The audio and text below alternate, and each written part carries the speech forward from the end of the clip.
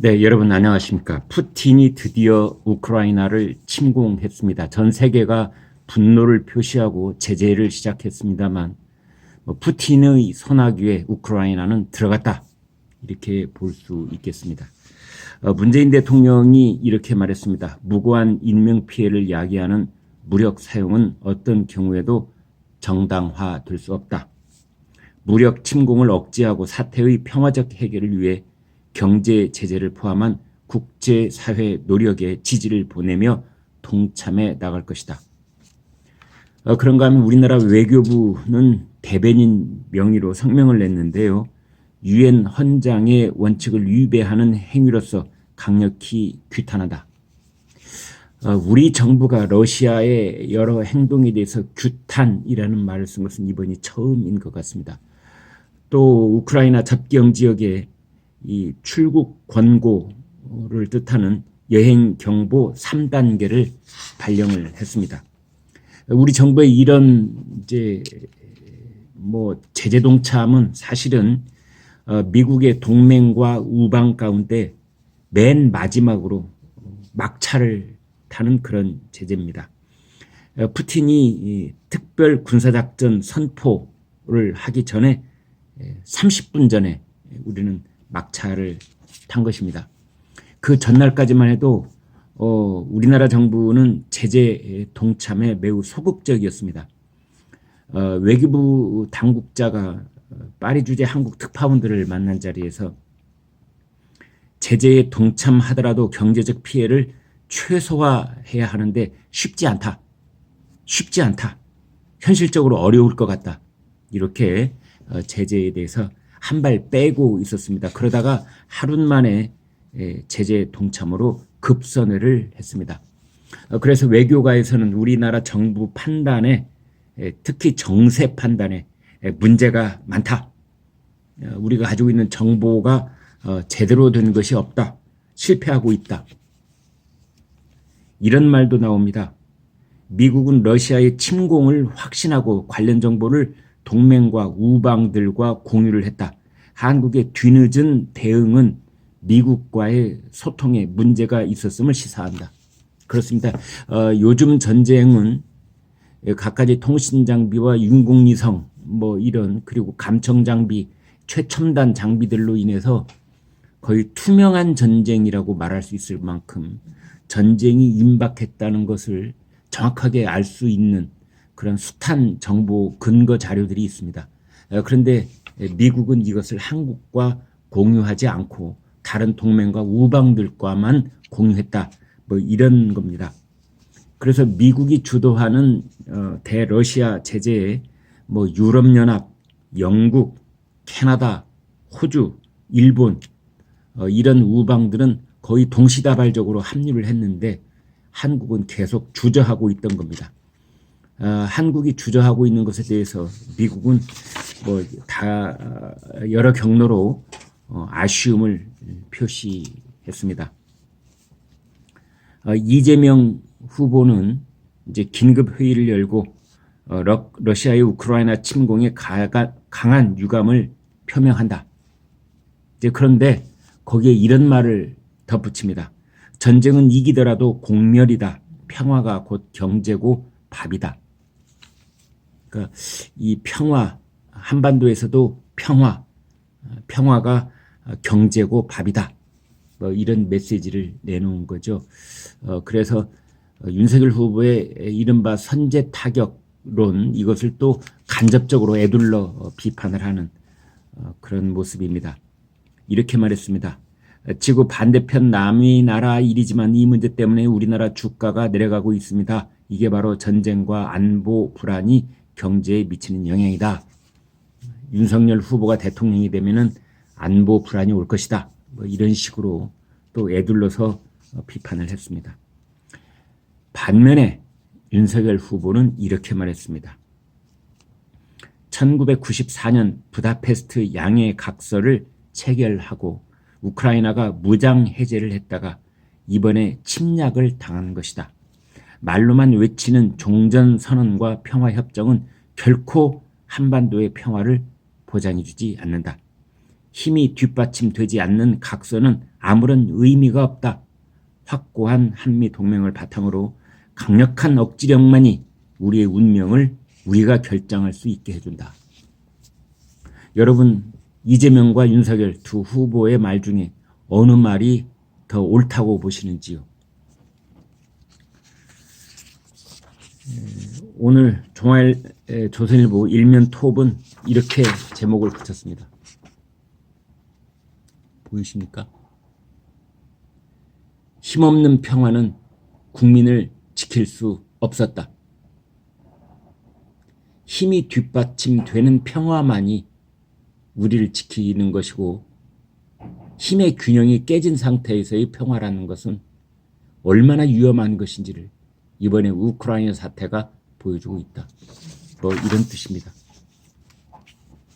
푸틴은 우크라이나의 탱크를 밀어넣은 지 9시간 만에 키예프를 완전히 포위를 했습니다. 그러면서 푸틴은 우크라이나는 무기를 버려라. 다른 나라는 방해하지 말아라.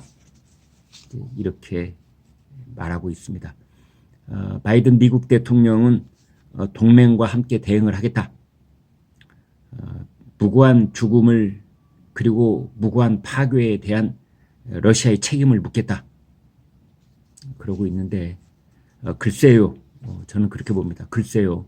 물론 제재와 뭐 여러 가지 또 대응 조치들이 나오겠으나 우크라이나 현지의 상황은 시간이 흐르면서 결국은 그 러시아의 그림자 정부가 들어서고 러시아의 그 위성국가, 복속국가로 전락하는 것은 시간 문제다.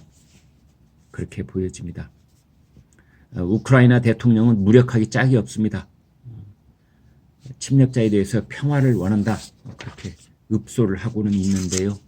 읍소일 뿐이죠. 폭탄이 터졌을 때 일어나는 이 뭉게구름, 이게 우크라이나 키예프 주변에 지금 러시아 미사일로 폭격을 당했을 때의 모습입니다. 이게 현실입니다. 미국이 제재를 하고 우크라이나 대통령이 뭐 읍소를 하고 뭐 우방과 동맹들이 여기에 또 제재에 동참을 하고 뭐 그러고는 있지만 이게 현지의 우크라이나 국민들이 당하고 있는 현실입니다. 다른 거 필요 없습니다. 이 사진 한 장이 모든 것을 보여주고 힘없는 방어 능력이 없는 그런 나라가 믿고 지금까지 지키려고 했던 그러한 각서, 평화 이런 것이 한낱 휴지 조각에 불과했다는 것을 보여주고 있습니다. 세계의 모든 전쟁은 거의 모든 전쟁은 설마 하다가 일어납니다. 아이 설마 푸틴이 그러겠어. 설마 러시아가 탱크를 몰고 들어오겠어. 한반도 전쟁도 비슷할 수 있습니다. 설마 김정은이 우리를 향해서 미사일을 쏘겠어. 지들이 죽으려고. 그러나 설마 하다가 전쟁은 일어나고 설마 하다가 평화는 깨지고 우리나라처럼 전략무기의 비대칭 상황, 그것은 곧 북한이 핵탄두를 100기 이상 가지고 있는 그런 전략무기의 비대칭 상황이라고 하는 것은 얼마나 위험한 평화 상황인지. 그런데 문재인 정권은 그런 상황을 전혀 도외시하고 종전선언 뭐 그 얘기만 부르짖고 있어서 참 우리나라 안보가 크게 걱정이다 이렇게 말하지 않을 수가 없습니다. 지금 이 공습 사이렌에 우크라이나는 패닉 상태고 폴란드가 국경이 있는데요. 서쪽 쪽으로. 그러니까 북쪽, 남쪽은 바다죠. 남쪽, 북쪽, 동쪽에서 러시아 군대가 밀고 들어오고 있고 유일하게 탈출구가 서쪽 폴란드 쪽입니다. 거기에 목숨을 건 탈출로 지금 도로가 완전히 꽉 막혀 있는 그런 상황입니다.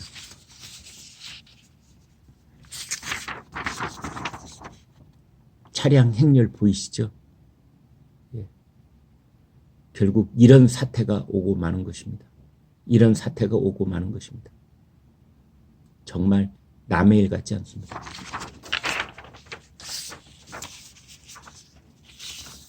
시민들은 이제 뒤늦게 설마 하고 있다가 설마 키예프까지 들어오겠어. 동쪽의 돈바스 지역 뭐 거기까지만 들어오지 않을까? 이러고 있다가 키예프 주변의 군사 시설이 러시아의 미사일 공격에 화염에 휩싸이고 민간인들도 사망자가 나오기 시작하고 이러다가 탈출 러쉬를 이루고 있는 겁니다. 뭐 말은 이렇게 하고 있습니다. 푸틴이 21세기 히틀러다. 네. 19세기에 그 독일의 히틀러가 유럽 전역을 먹어 들어갈 때 지금과 비슷했었습니다. 말로는 뭐 독일의 안전을 도모하기 위한 것이다. 옛 영토를 찾기 위한 것이다. 같은 민족을 뭐 다시 하나로 합치기 위한 것이다. 뭐 그렇게 했지만 결국은 그 히틀러와 평화협정을 맺었던 그런 여러 가지 약속의 종이들은 다 휴지 조각이 되고 말았고 히틀러가 유럽 전역에 전쟁을 일으켰던 것처럼 푸틴은 21세기 히틀러다. 이렇게 말은 하고 있지만 시간 문제입니다. 결국은 우크라이나는 크림반도가 그랬던 것처럼 옛날 조지아가 그랬던 것처럼 푸틴의 손아귀에 떨어지게 될 것 같습니다. 수도에도 미사일이 날리고 북쪽, 동쪽, 남쪽에서 탱크, 공수부대가 진격을 하고 있고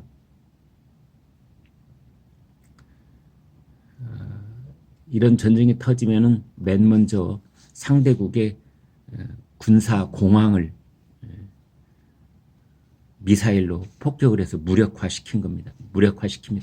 왜 이쪽에 공격하는 군대의 공수부대원들이 떨어지려면 낙하를 하려면 방어를 하고 있는 그 군대의 전투기가 뜨면 안 됩니다. 그래서 먼저 공항을 공격을 합니다.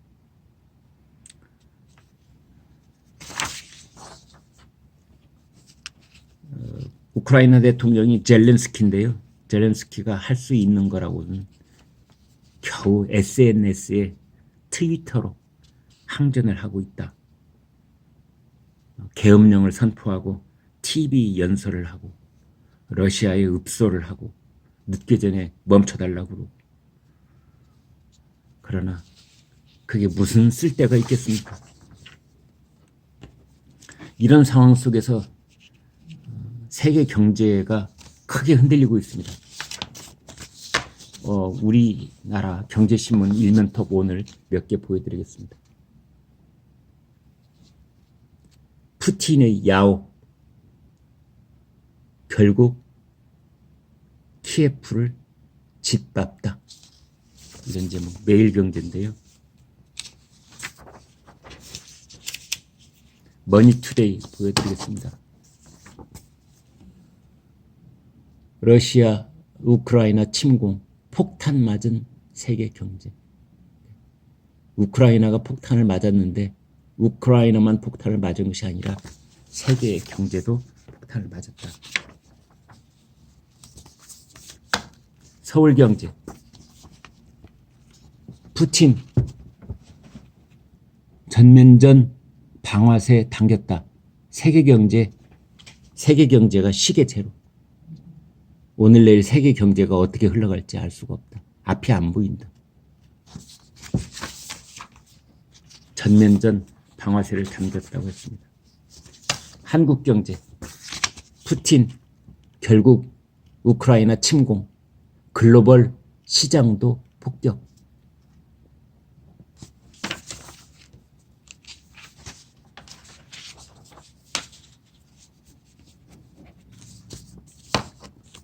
머니투데이 제목입니다. 폭격 소리에 놀라서 우리나라 증권시장 68조가 증발했습니다. 68조 우리나라 증권시장.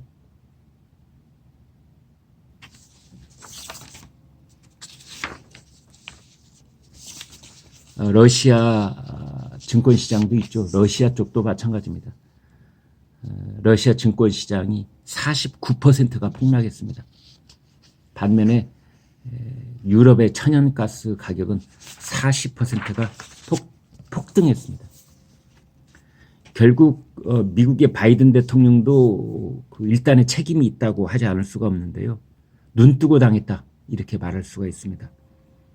제재 카드만 만지작거리다가 기습 공격이 벌어지자 속수무책입니다.